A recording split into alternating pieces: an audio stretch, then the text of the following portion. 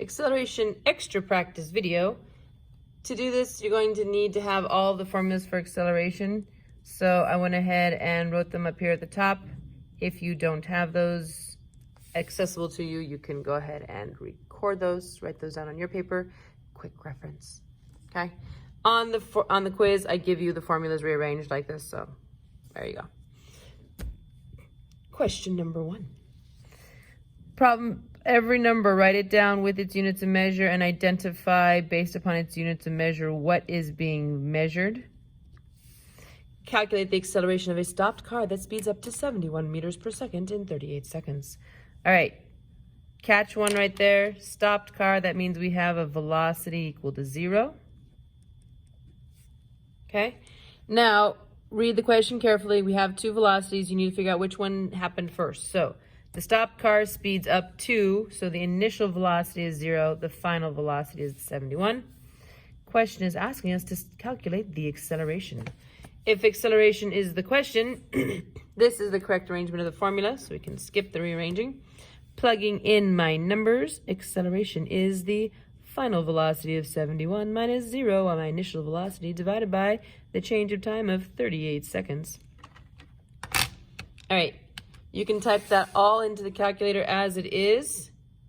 All right, parentheses 71 minus 0 divided by, close parentheses, divided by 38 to get your answer. But you can also in your head go 71 minus 0 is 71, in which case you would just do 71 divided by 38 and you get the same answer. Calculator says 1.86842. Significant figures. 2 significant figures in my original numbers, so I should need 2 significant figures in my answer, the 1 and the 8. The 6 is going to cause that 8 to round up, so we get 1.9. Units of measure for acceleration are meters per second squared. Number 2, 72 meters per second. Meters per second is velocity. 2 minutes, 23 seconds, measuring time. Now, you should be like, wait a second, minutes. We don't do minutes in physics, so fix that. That's 60 seconds plus 60 seconds plus 23 seconds. That's going to be 143 seconds. That's the time you're going to put into the formula. All right, and the question is asking us to solve for the acceleration. In order to get acceleration, we need 2 velocities. Comes to a stop. We have a velocity equals 0. So it's flying 72 and then comes to a stop. The final velocity is going to be 0. The initial velocity was the 72. Acceleration is the question, so I'm not rearranging my formula. Acceleration is equal to the final velocity of 0 minus initial velocity of 72 divided by the change in time of 143 seconds.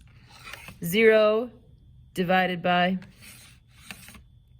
72. Wow. 0 minus 72 is negative 72 divided by 143. The calculator says negative 0.503496. Significant figures. Our answers have 2 and 3. So our original measurements have 2 sig figs and 3 sig figs. So the smaller is 2. My answer should have 2 significant figures. Leading zeros are not significant, so the 5 and the 0 after it. The 3 does not round that 0 up, so my answer is negative 0.50 meters per second squared because I'm solving for acceleration. That negative just tells me that it's decelerating.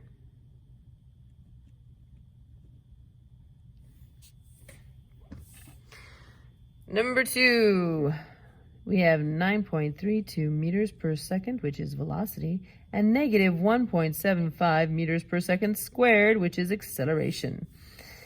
And we are stopping, all right, a velocity equal to 0. Question is asking for us to calculate the time. All right, so calculate the time it takes to stop a wagon that is moving 9.32. So it's already moving 9.32, and then I want to stop it. So a final velocity of 0. This form, we are trying to solve for time, so we need to rearrange this formula. The arrangement of the formula for time is the final velocity minus the initial velocity divided by the acceleration. Plug in your values. Final velocity is 0 minus initial velocity of 9.32 divided by negative 1.75. 0 minus 9.32 gives us a negative 9.32 divided by my negative 1.75 acceleration. And my calculator, a negative divided by negative gives me a positive 5.3257. All right, significant figures. We got 3 significant figures in both of my original numbers, so 3 significant figures in my answer. 5.32 seconds. Now, if you got a negative 5.32, that means you just made a mistake here with like initial, final, or you forgot to write the negative in, or you typed it into the calculator wrong. Here's a hint. Time is never negative. So if you go to get an answer and you have a negative time, you need to go back and find your mistake. Okay? Time is always positive. Number 4. Every number with its units of measure, record it and identify what is the variable being measured. Read the question carefully.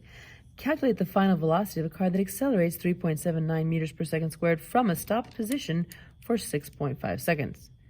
Stopped. Now it says accelerates from a stopped position. That means the stopped was my initial velocity. Okay? And the question is asking us to calculate the final velocity. If final velocity is the question, I need to rearrange the formula. The rearrangement for final velocity is equal to the initial velocity multiplied by the acceleration multiplied by the change in time. Final velocity is equal to the initial velocity of 0 plus the acceleration of 3.79 multiplied by the change in time of 6.5 seconds. Now that 0 added on there doesn't have to go in the calculator. All right, but you can put it in if you want, doesn't make a difference. 3.79 multiplied by 6.5. Calculator says 24.635. Significant figures. Original numbers 3 and 2, so we should have only 2 significant figures in our answer. The 2 and the 4. The 6 is going to round that 4 up to 25 meters per second for velocity. To the back side. All right, so here we have data table, graph it, describe the motion, calculate the slope of the velocity versus time graph, and then calculate the acceleration.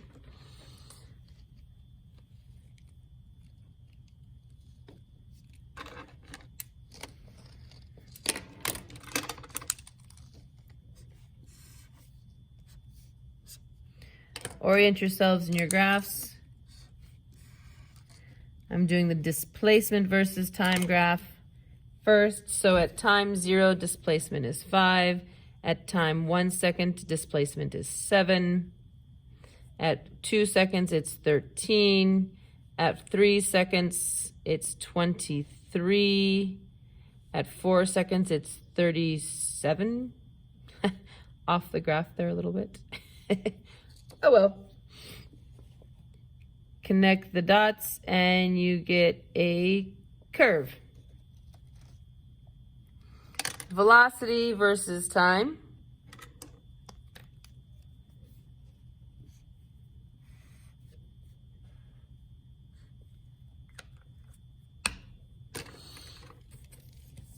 At time of 0, velocity is 0.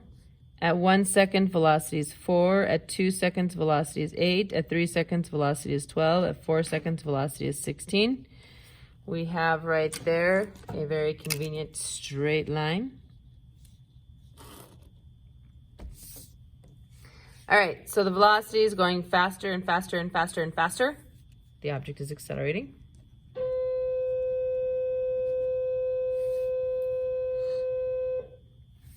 the slope of my velocity versus time graph, I'm going to pick any 2 points. I'm going to pick this point, which is 1, 4, and I'll pick the last point, which is 4, 16. So rise from 4 to 16, I increased by 12. Run from 1 to 4, I increased by 3. 12 divided by 3 gives me 4. All right, that 12 was measured in meters per second. That 3 was measured in seconds, so that's meters per second seconds. That's meters per second squared. Now, this one, final velocity, 16. Minus my initial velocity of 0.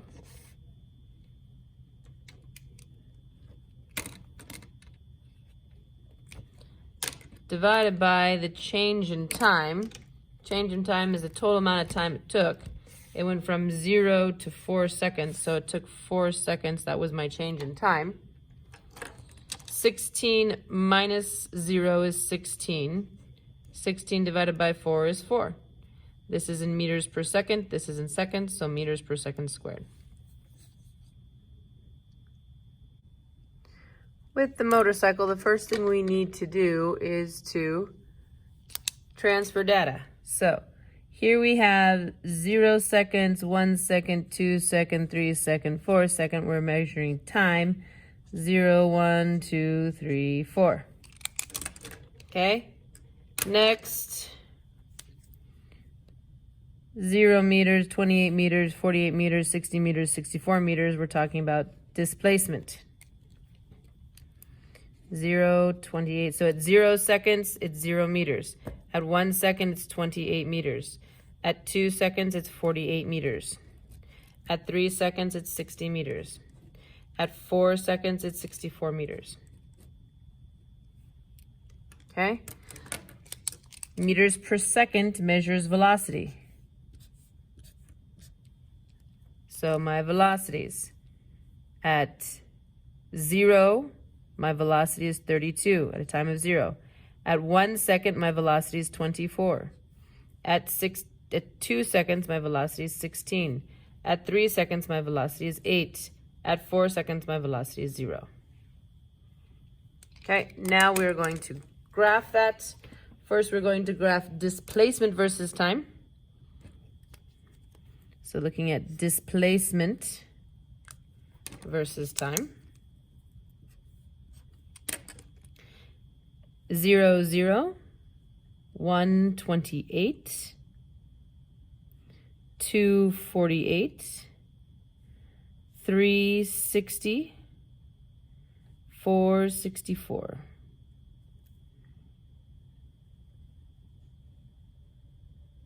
We've got a curve.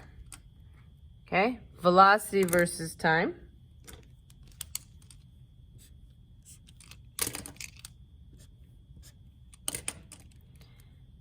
At time 0, velocity is 32. At 1 second, it's 24. At 2 seconds, it's 16. At 3 seconds, it's 8. At 4 seconds, it's 0.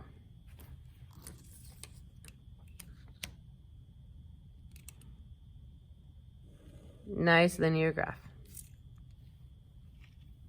Describe the motion of the object. Well, it's going fast, slower, slower, slower, slower, slower. It is decelerating.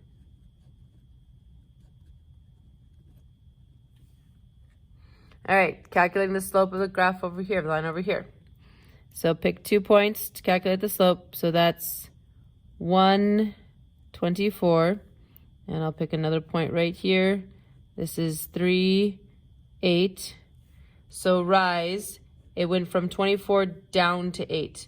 24 minus 8.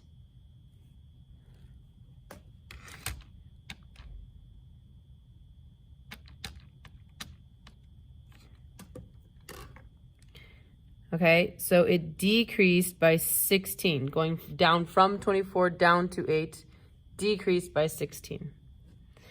In a positive forward time from 1 to 3 seconds and 2 seconds. So a negative 16 divided by 2 gives us a negative 8. The 16 was measuring in meters per second. The 2 is in seconds, so meters per second squared, because it's meters per second per second. All right, here we go. Our formula, our final velocity is 0. Our initial velocity is 32.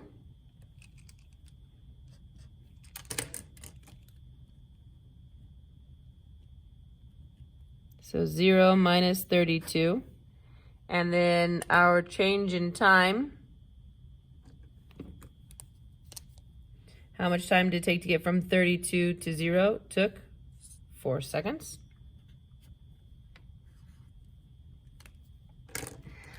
Zero minus 32 is negative 32. Negative 32 divided by 4 gives us a negative 8.